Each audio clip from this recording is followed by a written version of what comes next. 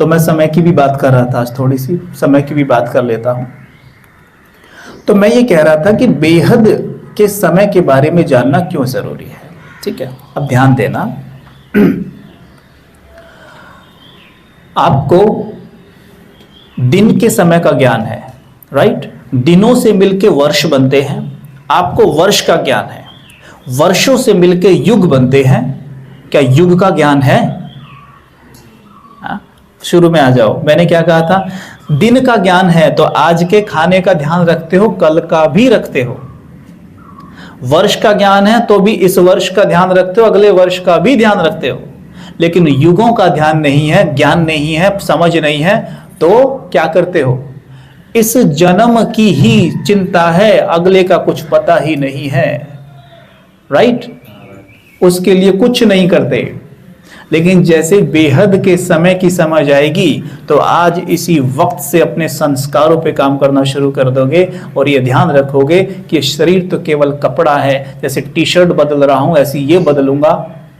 मुझे किसी भी जन्म में सफर नहीं करना है, दुखी नहीं रहना है, समझे हैं? अब देखो यहां दिन से मिलके क्या बनते हैं? वर्ष, वर्ष से मिलके क्या बनते हैं? युग। एक दिन कितने समय का होता है?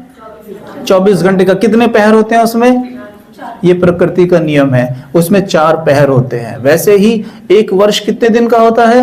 365। उसमें कितनी ऋतुएं होती हैं? 4। बांट दिया 4-4 से। ऐसे ही आगे आ जाइए, मैंने क्या कहा था? दिन से क्या बन रहा है? वर्ष। वर्ष से क्या बन रहा है? युग। आपको पता है युग कितने होते हैं? युग भी 4 ही होते हैं, ठीक है, युग भी 4 ही होते हैं। अब आयु की बात करते हैं। 24 घंटे में कितने पहर होते हैं? सब इन्वॉल्व रहना, ठीक है। थोड़ा सा ये आपके इसमें थोड़ा बुद्धि लगेगी, नहीं तो याद नहीं रहेगा, ठीक है। 4 पहर होते हैं। एक पहर की आयु कितनी होती है? 6 घंटे ही तो होगी, 6 चौक 24, ठीक है। सीधा आ जाइए, अगर युग 4 होते हैं, मैथ में ऐसी तो इक्वेशन निकालते हैं ना कि x इज इक्वल टू इतना तो y इज इक्वल टू कितना है। तो मैं आपको बोल रहा हूं कि अगर दिन की आयु 24 घंटे है तो एक पहर की आयु कितनी हो गई? 6 घंटे। अब मैं आपको आगे बता रहा हूं कि एक युग की आयु निकालिए, कितनी होती है? अब कहेंगे एक युग की आयु कैसे निकलेगी? अब मैथ में अगर ऐसा प्रश्न आ जाए तो सोल्व कर पाओगे? कि उसके लिए कुछ तो और हिंट होना चाहिए ना, है ना। तो ध्यान से सुनिए। आपने कभी सुना है, हम कहते भी हैं कि युग करोड़ों वर्ष के हैं, लाखों वर्ष के हैं, सुनते हो? ये बात सुनी है, नहीं सुनी है? Very good. आपने ये भी सुना होगा कि हमारी जो संस्कृति है वो 5000 वर्ष पुरानी है। सुना है, नहीं सुना है कभी किसी के मुंह से? सुना ही होगा, सुना है ना आपने, तो सुना ही होगा। आपने एक मूवी है, एक मूवी मैंने बहुत पहले देखी थी, नमस्ते लंदन। जब मुझे नॉलेज नहीं था तब मैं कभी देखता था मूवीज, तो उस मूवी का नाम है नमस्ते लंदन। उसमें अक्षय कुमार एक फॉरेनर होता है, वो इंडियंस का मजाक उड़ा रहा होता है। तो अक्षय कुमार उसके पास जाता है, हाथ जोड़ के कहता है पहले कि हमारी 5000 वर्ष पुरानी संस्कृति के कारण चाहे सामने वाला कोई भी हो, हम उसे झुककर नमस्ते करते हैं, ठीक है। तो मैंने वहां गौर किया था, 5000 वर्ष पुरानी का क्या मतलब है? मतलब 5000 वर्ष पुरानी है हमारी संस्कृति, पहले क्या था? फिर पहले कुछ नहीं था क्या? सोचने की बात है। और हम ये भी कहते हैं कि युगों की आयु करोड़ों लाखों वर्ष है। तो ये दोनों चीजें ठीक है क्या? हाँ, ये दोनों ठीक है। बताऊं कैसे? ये दोनों ऐसे ठीक है जब हम लाखों करोड़ों वर्ष की बात कर रहे हैं तो हम समय की बात कर रहे हैं। जब 5000 वर्ष की बात कर रहे हैं तो हम संस्कृति की बात कर रहे हैं, युगों की बात कर रहे हैं। 24 घंटे कर करके कितने दिन गुजरे हैं? गिन सकते हो? ऐसे ही युग भी तो गुजरे होंगे ना, गुजरे होंगे ना। तो समय कभी अंत नहीं होता, और जिस समय को हम माप नहीं सकते, बता नहीं सकते, उसको हम एक ही शब्द में कहेंगे, क्या कहेंगे?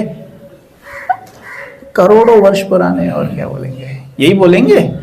अगर आपको अपना बर्थडे याद ना हो, आपको अपना जन्मदिन का पता ना हो, तो हम आपसे पूछे भाई आपका जन्मदिन कब आता है, तो क्या बोलोगे? हाँ, वो जब उस दिन हमारी दादी थी ना, हमारी दादी जी से हम पूछते थे पापा जी का बर्थडे कब आता है, तो बताती थी वो उस दिन बहुत बारिश पड़ रही थी और इधर से कुत्ते भौंकते हुए इधर को भाग के जा रहे थे, तब इसका जन्म हुआ था। तो जैसे ही एक दिन बारिश पड़ी, कुत्ते भौंकने लग गए, तो सिस्टर बोलते पापा आज आपका बर्थडे है? कुछ ऐसे ही होता है ना, जिस चीज का हमें पता नहीं होता हम क्या करते हैं, यही सब मारते हैं ना हवा में। तो ऐसी जब युगों का पता नहीं तो क्या बोलेंगे, हाँ कुछ करोड़ों वर्ष पुराने हैं। करोड़ों का क्या मतलब है भाई?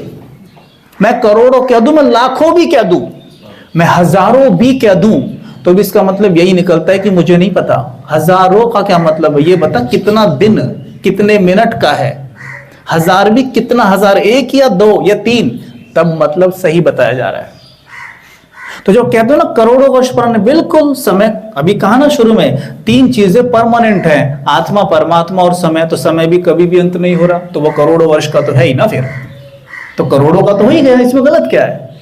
लेकिन उसके अंदर चेंजेस तो आते होंगे ना। ये करोड़ों वर्ष का है मान लिया, लेकिन इसमें चेंजेस तो आएंगे ना। जैसे यहां 24 घंटे के अंदर चेंजेस आ रहे हैं, क्या हो रहा है?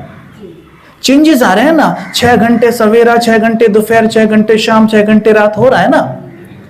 ऐसे ही बेहद में परिवर्तन आते होंगे।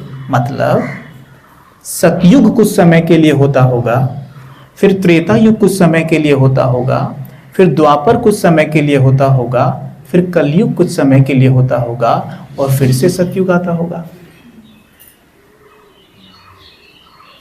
जैसे यहां हद की मॉर्निंग 6 घंटे की है, वैसे ही बेहद की मॉर्निंग है सतयुग। ठीक है? बेहद की दोपहर है त्रेता युग, बेहद की शाम है द्वापर युग, और बेहद की रात्रि है कलयुग। ठीक है? जैसे एक दिन की आयु 24 घंटे होती है, वैसे ही एक कल्प की आयु 5000 वर्ष होती है। इसलिए हम बार बार 5000 का जिक्र करते हैं। राजयोग में दर्शाया गया है कि एक कल्प की आयु 5000 वर्ष होती है। क्या बोला? पूरा लाइन बोलो, नहीं तो भटक जाओगे। पूरा बोलो। एक कल्प का आयु, किसका? एक कल्प का आयु, मैंने युग नहीं बोला है, मैंने कल्प बोला है। एक कल्प का आयु, तो एक कल्प इज इक्वल टू 4 युग। ठीक है? एक दिन इज इक्वल टू 4 पहर। ऐसी एक कल्प इज इक्वल टू 4 युग। तो 5000 को डिवाइड करना 4 से, एक युग की आयु निकाल के बताओ कितनी होती है? बस 550 वर्ष ही होती है। जब मैंने सुना था मेरे को तो झटका सा लगा था। मैं तो करोड़ों वर्ष प्रोग्रामिंग करे बैठा हूं, पर तथ्य ये बात है, करोड़ों वर्ष का क्या मतलब है? इसका मतलब साफ है कि ये तो करोड़ों वर्ष का ये समय, ये तो चल ही रहा है, लेकिन हर 1250 वर्ष में एक समय से दूसरा समय बदल जाता है। यानी जैसे 6 घंटे सवेरा रहता है, तो 6 घंटे फिर दोपहर रहती है, और 6 घंटे शाम होती है, और 6 घंटे फिर रात्रि होती है, और फिर दोबारा सवेरा आ जाता है। ठीक वैसे ही 1250 वर्ष सतयुग रहता है, 1250 वर्ष त्रेता युग रहता है, फिर द्वापर रहता है, फिर 1250 कलयुग रहता है, और फिर सवेरा सतयुग आता है। ये साइकिल घूमती रहती है। आप चाहो या ना चाहो, ये जरूर बदलती है। आप इसमें बिलीव करो या ना करो, मानो या ना मानो, ये तो बदलेगी ही। देखो, आपका प्रश्न जायज है, मन में उठता है, क्योंकि जो भी चीज हम आज तक मानते आए हैं, मानो लाखों वर्ष आप मान रहे थे, या जो भी आप मान रहे थे, वो भी तो हमने कहीं सुना ही था ना भैया। आपको आगे स्वयं ईश्वर ने कान में तो नहीं कहा था, और तब भी आपने माना ना, कभी बहस नहीं की किसी से, माना और मानते आए हो। बस मैटर यही है कि मैं जैसे कई बार कहता हूं कि किसी को बचपन में ही बता दो ना, बचपन में ही बता दो, लायन मतलब गधा, तो वो तो गधा ही समझेगा ना लायन को देखकर, क्योंकि उसके माइंड की प्रोग्रामिंग है वो। ऐसी आज हमारी प्रोग्रामिंग है, इतना है। अब कोई नई चीज बताता है, ये कैसे हो सकता है। अब महाभारत देखते हैं टीवी पे, ठीक है, पुरानी महाभारत देखिए आपने, देखिए, नई देखिए 2015 में जो आई थी, है। अब पुरानी कृष्ण लीला देखिए, नई कृष्ण लीला देखो, पुरानी रामायण देखिए, नई रामायण देखो, दोनों में देखो फर्क है। कृष्ण पुरानी में उधर से एंट्री कर रहे हैं तो इधर से कर रहे हैं, वहां से दूसरा डायलॉग बोल रहे हैं पुरानी वाली में, वह एंट्री करते हुए यहाँ दूसरी बोल रहे हैं। पुरानी में दिखाया गया कि जब वो वहां एंटर करते हैं, दुर्योधन कहता है कि इस ग्वाले को बंदी बना लो, वहां अलग तरीके से बनाया जा रहा है, वहां अलग तरीके से बनाया जा रहा है। आपने कभी प्रश्न नहीं किया कि अगर ये सत्य घटना है तो ये बदली क्यों जा रही है, क्यों नहीं किया। हमारे भगवान जी के साथ खिलवाड़ कर रहे हो, हैं? कैसे बदल दिया आपने कहानी। इसका मतलब ये कहानी सत्य नहीं है, इसके पीछे जरूर कोई आध्यात्मिक रहस्य छिपा हुआ है। अगर ये सत्य होती तो आप चेंज ही नहीं कर सकते थे, ना करने देते। लेकिन हमारा विवेक ये जानता है कि कहीं ना कहीं इसके पीछे कुछ आध्यात्मिक रहस्य छिपा हुआ है, और ये कहानी हमें कोई मैसेज देने के लिए बनाई गई है।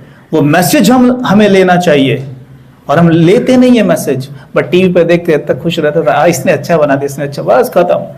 उसके पीछे कुछ मैसेज देने की कोशिश की गई है, ठीक है। नहीं तो ये कौन सा युग चल रहा है, इससे ज्यादा बुद्धिमान ही होंगे द्वापर में लोग या कम होंगे। अब से ज्यादा ही पावर होगी द्वापर युग के लोगों में या नहीं होगी। ये कल है, कलेश का युग है, कल युग है, यानी रात्रि है। कल युग में आत्मा की बैटरी कम होगी या द्वापर में कम होगी, बताओ। द्वापर में आपके बीच में श्री कृष्ण आके खड़े हो गए, आप पहचान नहीं पा रहे उनको, और अभी कलयुग में श्री कृष्ण उसी वेश में आके खड़े हो जाएं, आप पहचान लोगे ना, ठग से पहचान लोगे ना। आप में कोई ऐसा कृष्ण जी आ जाएं आपके बीच में, आप पहचान ही नहीं पा रहे उनको। पर द्वापर के लोग नहीं पहचान पा रहे थे, वो उन्हें गवाला कह रहे हैं, क्या क्या कह रहे हैं, उनसे नफरत कर रहे हैं वो, है। सोचने की बात है, क्या ये सत्य घटना हो सकती है। इसके पीछे कोई ना कोई आध्यात्मिक रहस्य छिपा हुआ है, वो हम आगे रिवील करेंगे आपके सामने। ये सारी बातों को ऐसा खिचड़ी बनाया है ना, किसी ने कुछ बोला, किसी ने कुछ बोला, किसी ने कुछ बोला, ऐसी खिचड़ी बना के पेश कर दिया है ना, बच्चे कुछ सीख ही नहीं पाते उससे। और उल्टा ही देखो ना, खो क्या रहा है, कितनी रामायण, कितनी महाभारत, कितने पाठ, कितनी गीता, कितनी भक्ति हो रही है, चारों तरफ हो रही है ना भैया, कोई दोहराई तो नहीं है, अभी हो रही है ना। लेकिन हमारा मानसिक लेवल तो गिरता ही जा रहा है, हमारे बच्चों का चरित्र तो गिरता ही जा रहा है। इसका मतलब क्या है, कुछ ना कुछ गड़बड़ जरूर है, उसे हमने ठीक करना है। समझ में आ रही है बातें आपको। तो एक युग की आयु होती है 1250 वर्ष। Is that clear. यहां पे आप देख रहे हैं स्वास्तिक। स्वास्तिक आपको बहुत अच्छी बात समझाएगा, ध्यान से समझना। ये दिख रहा है आपको स्वास्तिक में ऐसे ये बना हुआ है, इसका मतलब पता है क्या है, हाथ, ये हाथ का सिंबल है वास्तव में। हाथ ऐसे है, कैसे है, यूं, ऐसे ही है ना जी, ये देख लो, मैं ऐसे किया और यूं कर दिया। ऐसे हाथ कब रहता है, वेरी गुड, ऐसे हाथ कब रहता है, देने की अवस्था में हाथ ऐसा होता है, बराबर। तो यानी यहां ये सतयुग है, ये रहा, इस वाले बॉक्स में दिखा है सतयुग, यानी जब आत्मा की बैटरी फुल चार्ज होती है तो वो देने वाली होती है, ना कि लेने वाली। समझे, वो दे रही है। इसलिए स्वास्तिक बना के टट दीवार पे छापा, जयराम जी की हो गया, उससे कुछ नहीं सीखा। हमारे पता है, हमारे हिंदू रिलीजन में जो इतनी सुंदर सुंदर चीजें होती है ना, सारी, सबके पीछे बड़े गहरे रहस्य हैं। जैसे कोई नाग पंचमी होती है, नाग छापते हैं घर में 5, उनके मुख पे दूध लगाते हैं, है ना। बस मैंने पूछा एक बार माता जी से घर पे, पहले की बात से भी नॉलेज नहीं था, कि ये क्यों बनाते हैं और ये दूध क्यों लगाते हैं। बस इससे क्या है ना, नाग परेशान नहीं करते हैं। मैंने कहा वो तो फिर भी निकल आते हैं, निकलना है तो घर में फिर भी निकलता है, वहां खेत में निकलता है, सब जगह निकलते हैं, और आप वर्षों से मनाते आ रहे हो। इसका अर्थ तो बताओ क्या है, किसी को कुछ नहीं पता। नाग पंचमी का अर्थ यह है, नाग पंच माना 5 नाग 5 विकार, एक विकार नाग की तरह, तो 5 विकार, 5 नाग हमारे अंदर बैठे हुए हैं। उनको पवित्रता का दूध, दूध का रंग सफेद होता है, पवित्रता भी सफेद होती है, तो उन्हें पवित्रता का दूध पिला के शांत करना होता है ताकि वो हमें परेशान ना करें। और हमने क्या किया, दीवार पे छापे नाग और लगा दिया दूध, ये लो जी हो गया काम अपना। तो ऐसे ही यहां हो रहा है, सब कुछ ऐसे ही हम यहां कर रहे हैं। तो ये स्वास्तिक जब बना हुआ है, यहां दिखाया गया है सतयुग देवात्मा, यानी कि बेहद की मॉर्निंग में हम आत्माएं फुल चार्ज हैं। तो उस वक्त हम देव आत्मा है, देने वाली। उस वक्त हम सोल है, कला संपूर्ण है, फुल बैटरी चार्ज।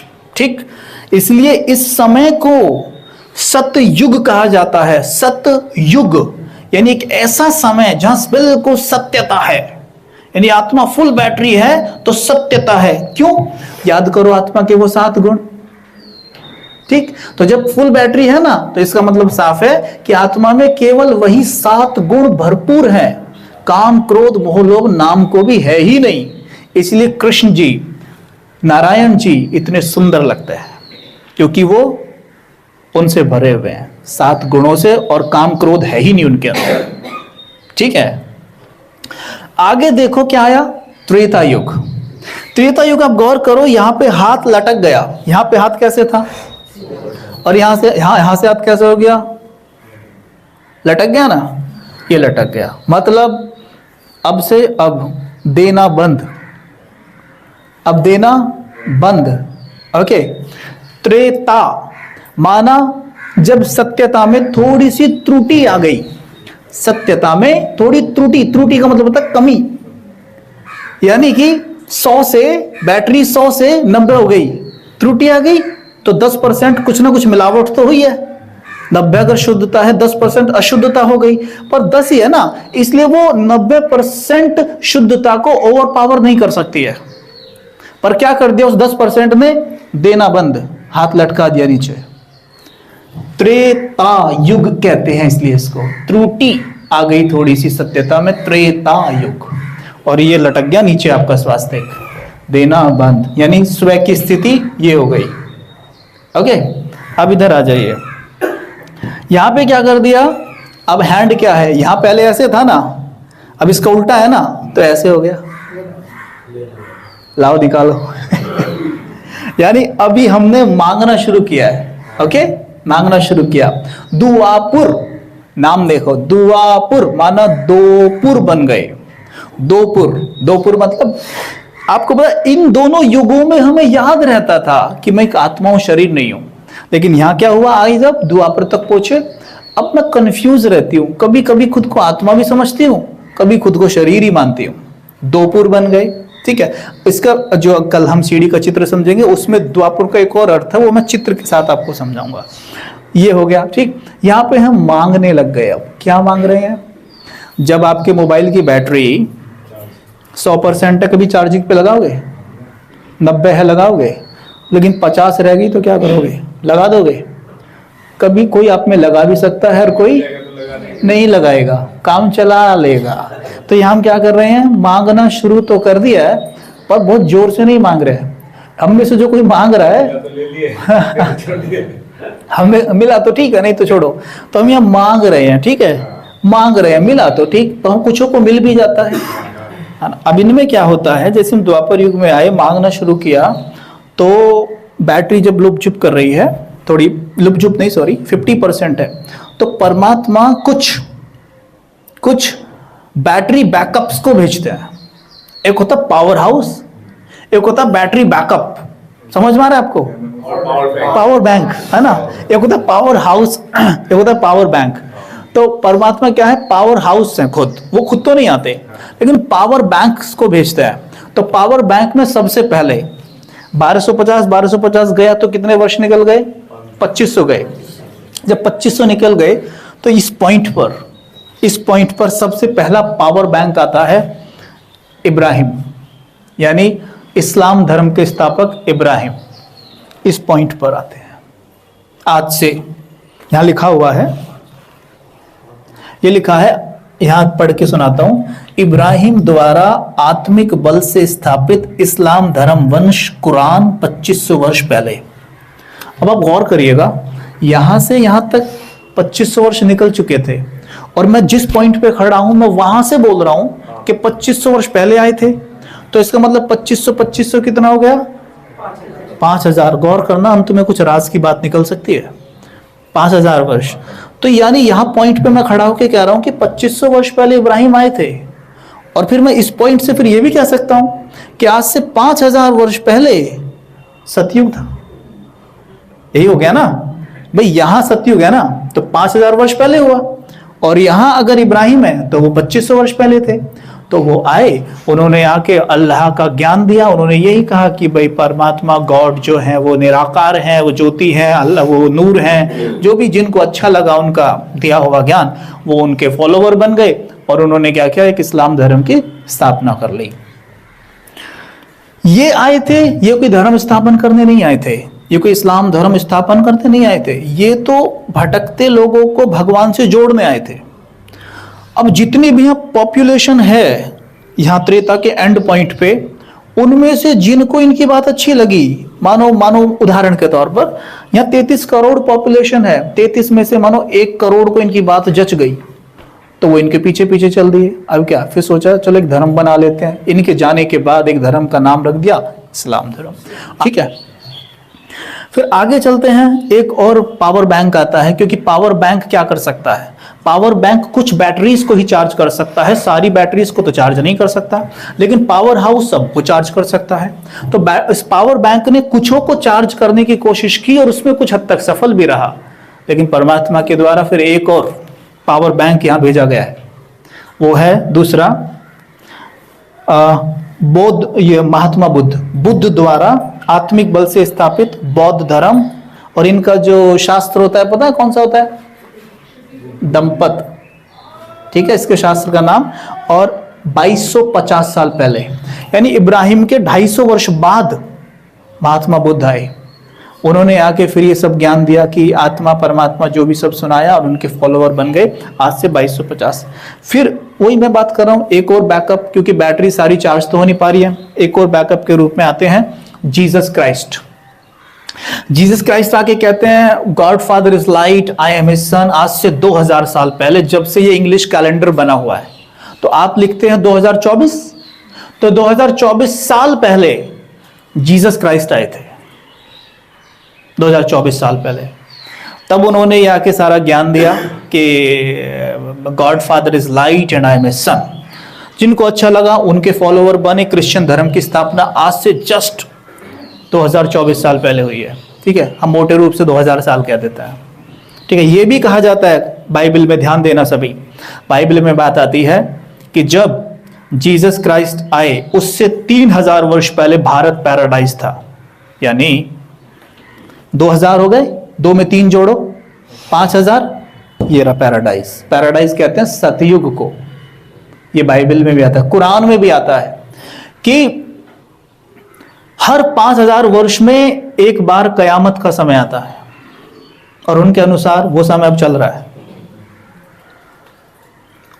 5000 वर्ष पहले। महाभारत में आता है, महाभारत के अंतिम पर्व में आता है कि जो भी आप ये देख रहे हैं, जो भी आपने महाभारत में पढ़ा सुना, जो भी, जब आपको ऐसा लगे कि जो पात्र हमने इसमें पढ़े हैं ये आपको वास्तविकता में दिखने लग जाएं आसपास चरित्र में लोगों के, तो समझ लीजिएगा कि महाभारत का समय फिर से आ गया है। क्योंकि हर 5000 वर्ष में महाभारत का समय आता है, और हम सब कहते हैं, जानते हैं कि आज से 5000 वर्ष पहले महाभारत हुआ था, कहते हैं ना हम। तो वो समय फिर से आ सकता है। आगे सुनो अभी ध्यान से। तो ये बात हो गई, द्वापर युग निकल गया और यहाँ कुछ धर्मों की स्थापना हो गई।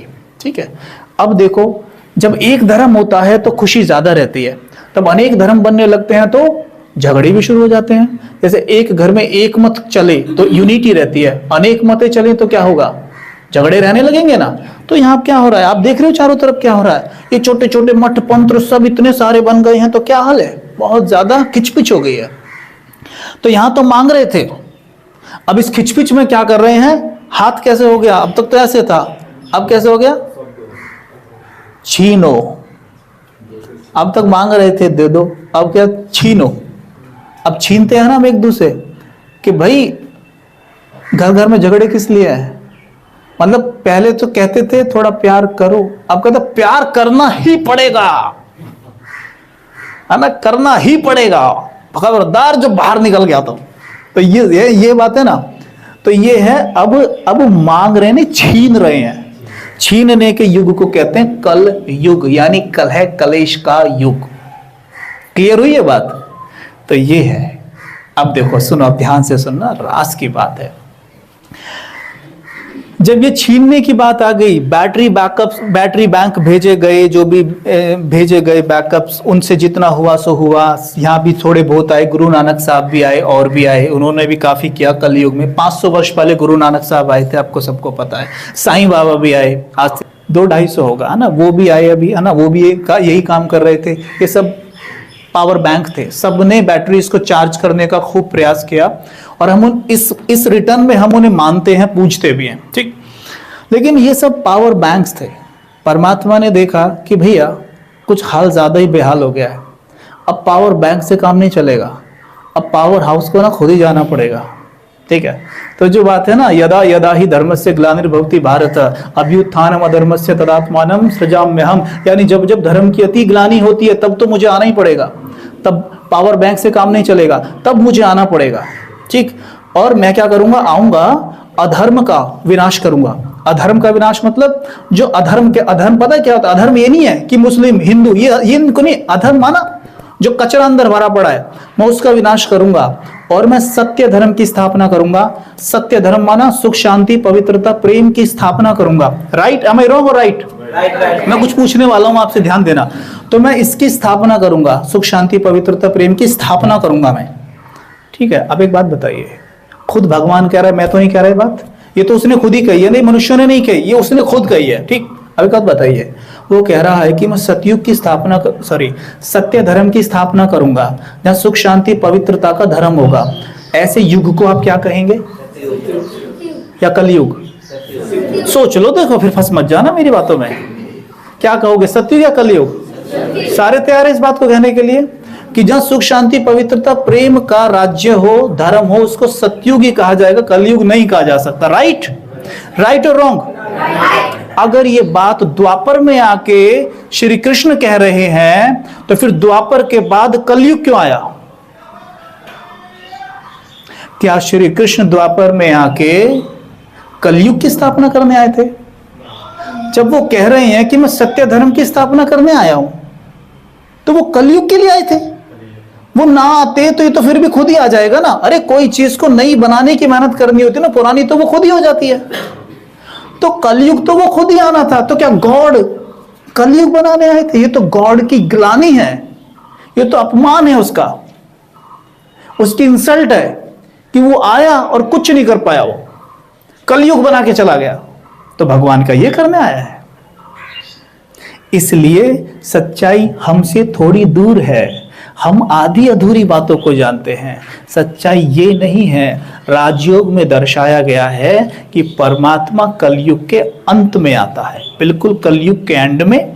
क्योंकि अगर वो द्वापर में आएगा तो द्वापर में आके वो पतितों को पावन बनाएगा। राइट? तो पतितों को अगर पावन बनाएगा तो वहीं से सतयुग आ जाना चाहिए। फिर तो पतितों को पावन कहां बनाया उसने? तो पतितों को और पतित बना के चला गया, वो तो कलयुग आ गया, वो तो फेल हो गया ना। तो पतित पावन जो उसका गाय है ना, वो तो गलत हो गया ना, हो गया ना गलत। तो इसलिए सही बात बैठती भी वही है कि परमात्मा कलयुग के अंत में ही आएगा और यहां आके पतितों को पावन बनाएगा, और बना रहा है, इसलिए उसको कहते पतित पावन। ठीक है, समझ में आ रही बात? इसलिए परमात्मा खुद पावर हाउस इसी समय पे आता है और आकर हम सबको पावन बनाने का। अब एक बात बताइए, वो तो निराकार है, वो तो ज्योति बिंदु है, वो तो एक आत्मा है ना, उसको शरीर तो अपना है नहीं। और उसने कहा भी, हे अर्जुन मैं अजन्मा हूं, मैं जन्म मरण में नहीं आता हूं, अपितु मैं पर काया प्रवेश करता हूं। मतलब साफ है कि उसका अपना शरीर ही नहीं है, वो मां के गर्भ में भी नहीं जाता, पर काया प्रवेश करता है, किसकी काया में प्रवेश करेगा फिर? आपने गीता के बारे में सुना है, वहां देखा है आपने गीता कौन सुना रहा है? बताया गया कि श्री कृष्ण सुना रहे हैं, ठीक है। तो ये सच्चाई है कि जो श्री कृष्ण वाली सोल है ना, जो उसके अंतिम जन्म का शरीर होता है, परमात्मा उसी को ही अपना आधार बनाता है, उसको आधार बनाकर ही ज्ञान सुनाता है। पर क्योंकि हमें शरीर दिखता है, आत्मा दिखती नहीं है, इसलिए हमने कह दिया कि गीता ज्ञान श्री कृष्ण ने दिया है। फिर वो ये क्यों कह रहे हैं उसको कि हे अर्जुन मैं अजन्मा हूं? कृष्ण को तुरंत कहना चाहिए आपने तो मां के गर्भ से जन्म लिया है, आप खुद को अजन्मा क्यों कह रहे हैं? तो अगर मानो इनके तन में कोई और आत्मा के बैठ जाए और मुझसे आके बोलने लग जाए, कुछ बात करे, तो मुझे स्पष्ट होगा ना कि वो कोई और बोल रहा है अंदर से, होगा ना। अभी भैया कुछ बोलने लग जाए, कुछ और ही एक्टिविटी करने लग जाए, तो मेरे को क्लियर होगा ना ये नहीं है, कोई और है। ऐसे ही उस तन से परमात्मा शिव बोल रहा है, इसलिए वो ये सब बातें कह रहा है जो कभी कभी सुनने में मुझी और कंफ्यूज करने वाली लगती है। अभी तो कह रहे हैं कि मैं ये हूं, फिर जब क्या कहते हैं, आप महाभारत में देखो, जब भीष्म के लिए 2015 वाली महाभारत में देखा है मैंने, क्या दिखाते हैं, जब भीष्म को मारने के लिए अपना स्वदर्शन उठा लेते, क्या कहते हैं, ना मैं कृष्ण हूं, ना मैं वासुदेव हूं, मैं पर ब्रह्म हूं कुरुश्रेष्ठ। ठीक है, मैं पर ब्रह्म हूं, यानी कि मैं परम धाम से आया हूं, मैं कृष्ण नहीं हूं। तो तू जो सोच रहा है ना कृष्ण खड़ा है सामने, मैं कृष्ण नहीं हूं। अब जैसे कबीर भाई आपके सामने खड़े हैं, मान लो कि इनके तन में आके कोई और बोल रहा हो, तो वो कहे मैं कबीर नहीं हूं, मैं कोई और हूं, तब अच्छा मैं तो कभी हम तो कबीर भाई समझ रहे थे इतनी देर से, यही बोलोगे ना। तो ऐसी वो कहता है कि मैं कृष्ण नहीं हूं, ना मैं वासुदेव हूं, ना मैं द्वारिकाधीश हूं, मैं पर ब्रह्म हूं कुरुश्रेष्ठ। और ऐसी कोई प्रतिज्ञा नहीं, कोई प्रण नहीं, कोई श्राप नहीं जिसे मैं मिथ्या ना कर सकूं, मैं किसी प्रतिज्ञा में नहीं बंधा हुआ हूं। तो वो कह रहा था ना कि मेरी प्रतिज्ञा है कि मैं ये करूंगा, वो करूंगा, आजीवन ब्रह्मचर्य का पालन करूंगा, ये सब करूंगा। कह रहा मेरी कोई प्रतिज्ञा नहीं है, मैंने ये जरूर कहा है कि मैं शस्त्र नहीं उठाऊंगा, पर मैं प्रतिज्ञा तोड़ भी देता हूं बच के रहना, उड़ा दूंगा। तो उसने ये कहा था, ठीक है। तो आपको समझ में आ रहा है कि ईश्वर मतलब परमात्मा ही ज्ञान दे रहे हैं उनके माध्यम से। इसलिए वो ये दो बात बड़ी कंफ्यूजिंग लगती है, कभी तो कह रहे अजन्मा हूं, कभी तो शरीर, ये बात हम सोच नहीं पाए कभी भी। ठीक है, ऐसी समय के फेर में फंस गए, द्वापर कलयुग, द्वापर कलयुग नहीं गई। कलयुग के अंत में परमात्मा उनके ही रथ से बोल रहा है, कृष्ण वाली सोल के शरीर से ही बोल रहा है, लेकिन शरीर वो नहीं है जो चमक धमक वाला दिखा रखा है, साधारण तन। हे अर्जुन मैं अजन्मा हूं, मैं जन्म मरण में नहीं आता, ध्यान देना, मैं परकाया प्रवेश करता हूं, इतना तक कहा है कि मैं साधारण बूढ़े तन का आधार लेता हूं। इसलिए जब आप कभी भी सत्यनारायण की कथा सुनेंगे, वहां जब परमात्मा के बारे में बताया जाता है तो बार बार एक बूढ़े का जिक्र किया जाता है। तो मतलब क्या है कि मैं बूढ़े तन का आधार लेता हूं, मुझे मूढ़ मती मनुष्य ना पहचान कर गाली भी देते हैं। अगर बिल्कुल शार्प कृष्ण वाले शरीर में ही आके बैठ जाएं, तो फिर भला कोई क्यों नहीं पहचानेगा उनको? साधारण तन में ही तो आएंगे। कलयुग में कृष्ण कहां से आ गए? कलयुग में साधारण तन ही तो होगा, फिर कृष्ण कृष्ण क्यों कर रहे हो? क्योंकि प्रथम जन्म में जो आत्मा कृष्ण के शरीर में है, कृष्ण वाला शरीर है बिल्कुल कंचन, वही अंतिम जन्म में साधारण शरीर में मेरे और आपके जैसे शरीर में ही तो होगा। तो उस तन का आधार लेकर परमात्मा ज्ञान देते हैं, जिसको ही ब्रह्मा कुमारी इसमें कहते हैं प्रजापिता ब्रह्मा। यानी उसके तन का आधार लेकर 1936, ध्यान देना इस लाइन पर, 1936 में परमात्मा ने इनके तन का आधार लिया और ये सारा ज्ञान सुनाया जो मैं आपको सुना रहा हूं। ठीक है, सारा ज्ञान सुनाया। उन्होंने ये स्पष्ट कर दिया कि अब ये 1936 से 2036 100 वर्ष संगम युग के हैं। यानी संगम युग कहते हैं जहां संगम हो रहा हो, मिलन हो रहा हो। किसका मिलन हो रहा हो? दो युगों का मिलन। माना कलयुग जा रहा हो, सतयुग आ रहा हो, लेकिन इन दोनों को एक दूसरे को क्रॉस करने में, जैसे मैं और आप निकले एक दूसरे के पास से तो 1 सेकंड लगेगा, लेकिन कलयुग और सतयुग को एक दूसरे को क्रॉस करने में 100 वर्ष लग जाता है। इस 100 वर्ष में परमात्मा क्या करते हैं? पतितों को पावन बनाने का ज्ञान देते हैं, डिस्चार्ज बैटरीज को चार्ज करने का ज्ञान देते हैं। जब तक चार्ज होंगी नहीं, सतयुग आ ही नहीं सकता, चाहे कितना भी कुछ भी कर लेना। जब हम बदलेंगे ना, तब सतयुग आएगा। हम सोचते सतयुग हुआ, ये दुनिया बहुत सुंदर बन जाए, बस सतयुग हो जाए, यहाँ बस सब सुखी रहे, कहते हैं ना भाई। वो अपने आप थोड़ी ना बनेगी, बनानी होगी। कलयुग भी तो हम ही ने बनाया ना। कलयुग किसने बनाया? हमने बनाया ना। और घोर कलयुग कैसे बनाया? हमने बनाया। आप मान के चलो, आप एक अच्छे से सूट पैंट पहन के किसी फंक्शन, किसी शादी ब्याह पार्टी में जाते हो, वहां पे ऐसे खड़े हो, ठीक है, आप देखते हो सामने से भी कोई और व्यक्ति आपके जान पहचान का ऐसी बन ठंड के उधर से आ रहा है, आप उसकी तरफ चलते हो थोड़ा सा कि चलो हाय हेलो करूं। आप जैसे उसकी तरफ चलते हो हाय हेलो करने के लिए, वो आपको देखकर भी अनदेखा करके साइड से निकल जाता है। जैसे वो निकलता है तो आपके मन में क्या आता है? अरे इसने तो मेरी बेइज्जती कर दी यार, है ना। फिर दूसरा आप क्या करते हो? इससे अच्छा तो मैं ही इसे अवॉइड कर देता तो अच्छा होता। एनीवे, अब आगे से करूंगा।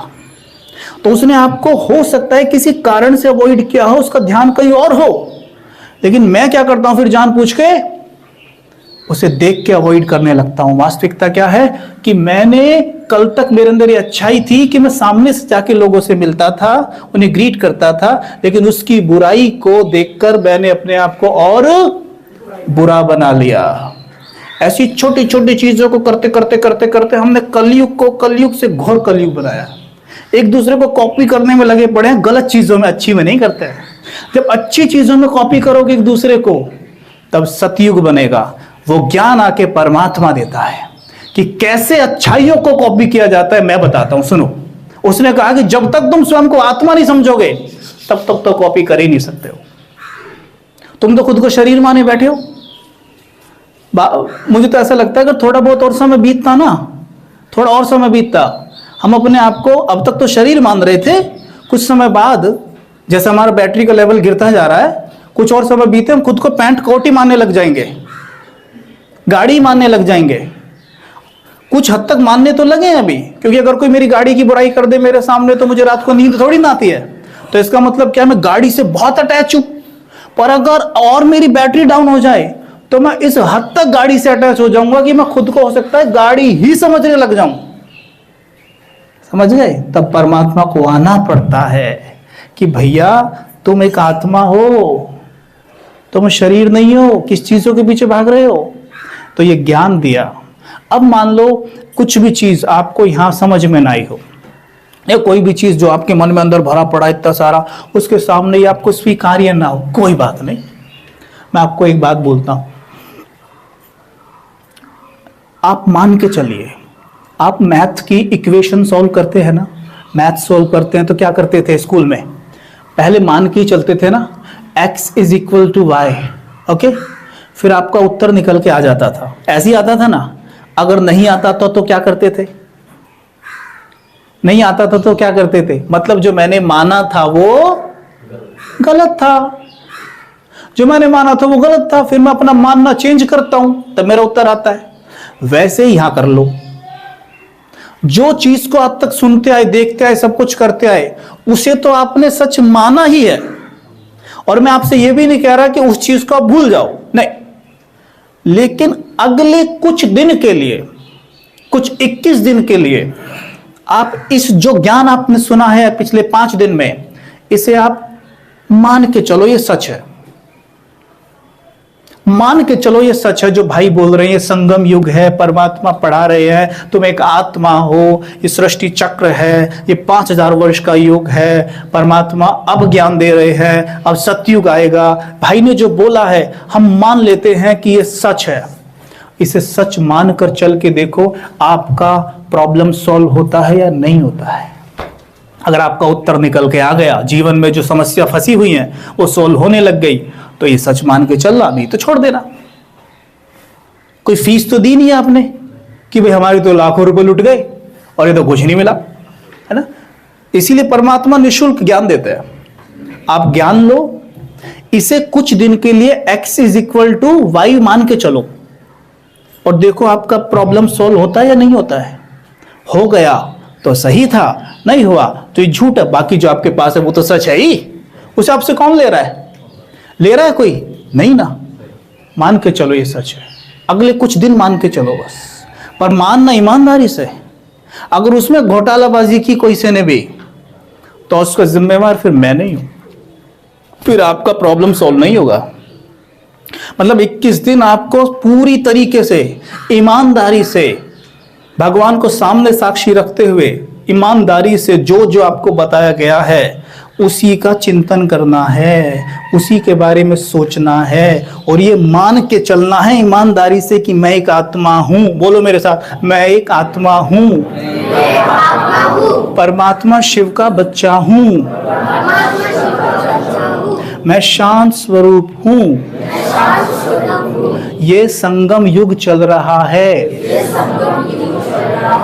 परमात्मा इस समय ज्ञान दे रहे हैं। बस इतना कर लेना, इस चीज को सच्चाई मान के चलना जो मैंने भी बोली है। इसको अगले 21 दिन सच्चाई मान के चलो, इसमें गंवाने को कुछ नहीं है, पाना ही पाना है। ठीक है, आपकी उन सब चीज़ों को मानने से प्रॉब्लम सॉल्व नहीं हुई, क्योंकि अगर हुई होती तो आपको यहाँ बैठने की दरकार ना पड़ती। ये तो सत्य है।